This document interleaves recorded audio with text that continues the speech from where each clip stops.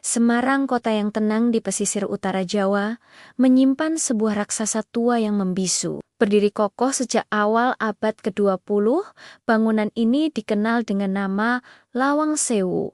Bagi banyak orang, ini adalah ikon kecantikan arsitektur kolonial. Namun, di balik 1.000 pintunya yang megah, tersimpan jeritan masa lalu yang tak pernah benar-benar pergi. Hari ini, kita akan melangkah lebih jauh dari sekadar wisata sejarah. Kita akan menelusuri lorong waktu, dari kejayaan kereta api Hindia Belanda hingga ruang bawah tanah yang menjadi saksi bisu kekejaman perang. Inilah kisah lengkap Lawang Sewu.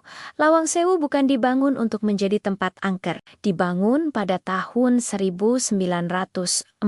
Gedung ini sebenarnya adalah kantor pusat Nederlandse Spoorweg Maatschappij atau NMIS, perusahaan kereta api swasta pertama di Indonesia. Arsiteknya, Kosman Citroen, merancang gedung ini dengan sangat detail. Salah satu keunikannya adalah kaca patri besar yang menceritakan kemakmuran dan kekuasaan Belanda saat itu. Dan soal namanya, Lawang Sewu berarti 1.000 pintu. Meski secara fisik jumlah pintunya hanya sekitar 929.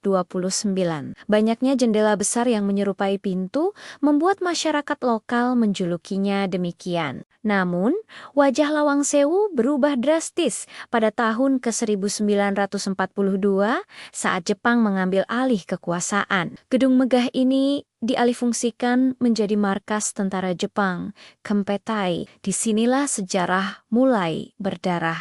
Ruang bawah tanah yang semula berfungsi sebagai sistem drainase dan pendingin suhu diubah menjadi penjara yang mengerikan. Ada 2 jenis penjara yang terkenal, penjara berdiri dan penjara jongkok. Bayangkan, di dalam kotak beton sempit yang digenangi air setinggi leher, para tahanan dipaksa berdesakan tanpa ruang untuk bergerak. Banyak dari mereka yang tewas karena siksaan, kelaparan, hingga eksekusi pancung. Aroma maut seolah terserap ke dalam dinding-dinding lembab ini, menciptakan trauma yang bertahan hingga puluhan tahun. Banyaknya nyawa yang hilang secara tragis, melahirkan berbagai legenda urban. Yang paling terkenal adalah sosok Noni Belanda. Banyak saksi mata mengklaim melihat wanita berpakaian gaun panjang putih berjalan perlahan di balkon lantai 2, seolah sedang menunggu seseorang yang tak kunjung kembali. Tak hanya itu,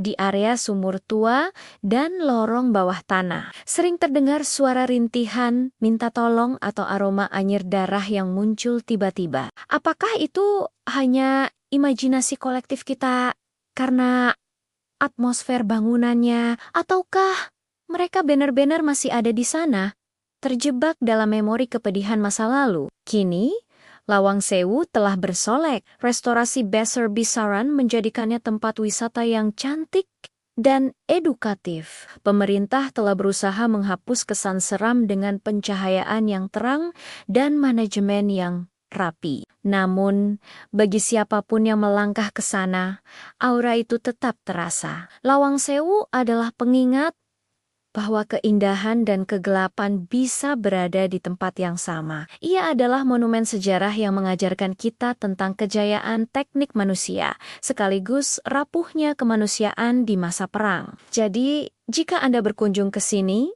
apa yang Anda rasakan? Kekaguman pada pintunya atau kedinginan yang merayap dari bawah tanahnya?